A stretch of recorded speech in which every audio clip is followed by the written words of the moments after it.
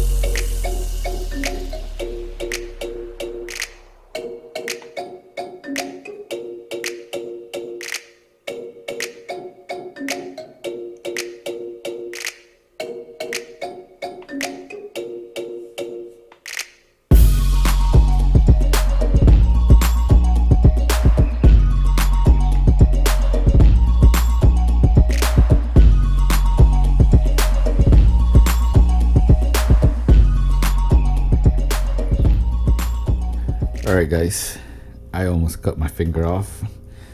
It's been about 3 or 4 hours. Check it out. So let's take it apart so we could see what I did.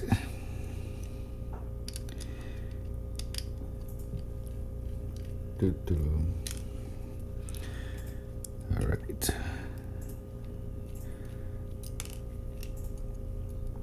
So first thing first, I had to eliminate the suspension. This thing is here, but it's not doing anything. See? And why? Because you can see I use these styrene pieces, lift the axle, that way the car looks lower. And the channel here, it's a lot wider, so when it was rolling, the wheels would, you know, move back and forth, and like that. So I eliminated the suspension.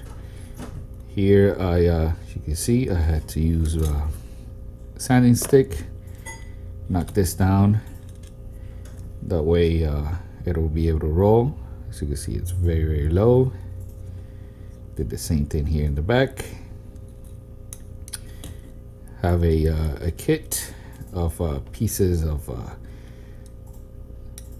lips, spoilers, and all that good stuff, as you can see here. And here, as you can see, I use my Dremel. Make some space here for the tucked in wheels.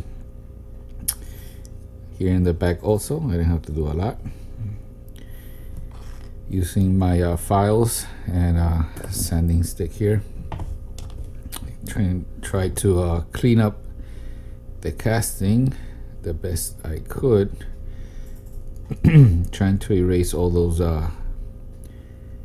nasty lines. Here in the back they were a little bit more difficult, but I'm hoping the primer will basically fill this out and you won't be able to see it. This part here was bent slightly in. I had to massage it back in place. So let me put this back. Now the bad thing about doing this, which I really don't like, I normally don't like to glue in axles, especially when I have to paint, because now I have to cover up the rims here to paint the base and all these parts. But I'm thinking about doing it instead of spray paint or airbrush. I'm gonna do them hand painted. I think it'll be easier for me. Not sure on what color yet. The windshield is not ready yet. That typically takes, I like to leave it at least one day, one complete day, for that floor shine to completely dry. But for now, as you can see, it rolls beautiful. So on to paint and I'll be back. All right guys, I'm back. Check out the windshield. Check out the interior. I decanned some of this Rust-Oleum metallic paint. Then I hand painted the insides. Here is the base or the chassis. Hand painted also. See how I did the red striping there? I'll tell you how I did it. You start by using a Sharpie brand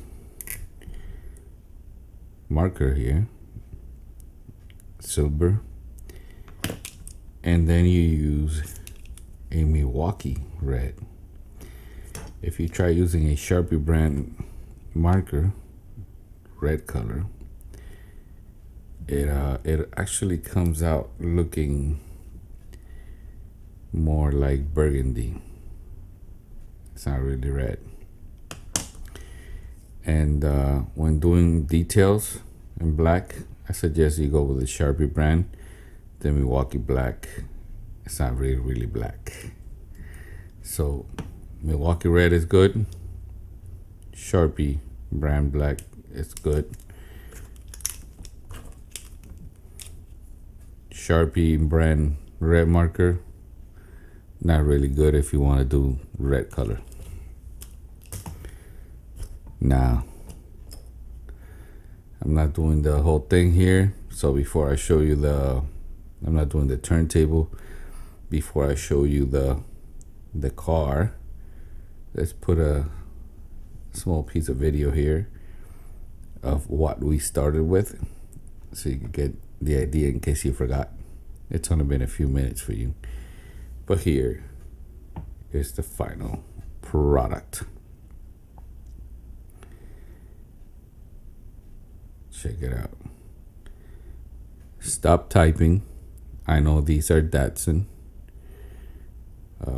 decals. I know that. You got to remember that Datsun was made by Nissan, so keep that in mind. These are the art that the first Datsun 510 came out with. So the first Hot Wheels Datsun 510 had these type of arts.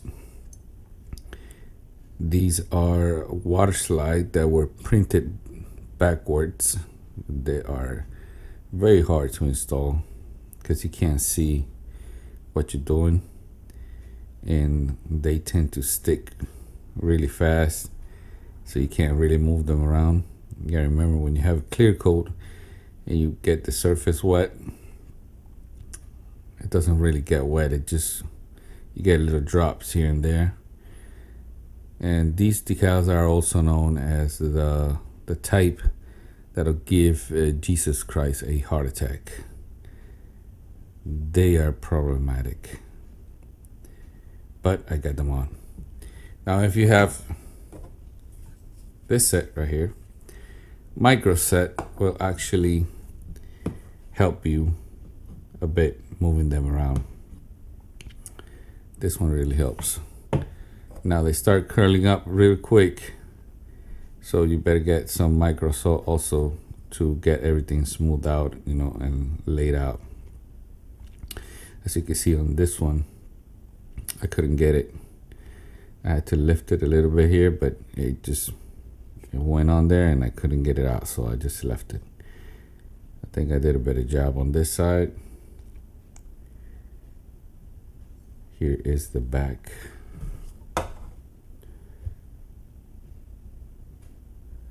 Details. I did a black trim all around the windows. Front detail there. I did red side view mirrors. And if you're wondering, the paint job was a rattle can, also using the Rust-Oleum metallic. I like that color. With Rust-Oleum, it's a little bit harder to paint straight from the can, but you just have to hold your piece, you know, far away, and it will work. And making sure you move around so you get into the small crevices. But let's put this back together. I think we did a very good job with this one, considering what we started with. You can see I painted the bottom. That way you can't see the red plastic all that much.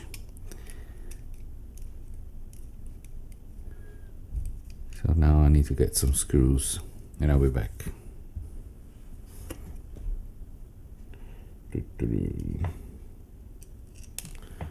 Oh, would you look at that?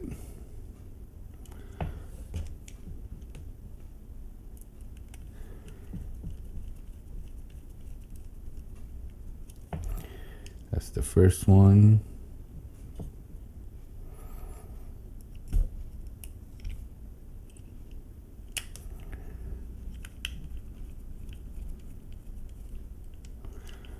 And here this.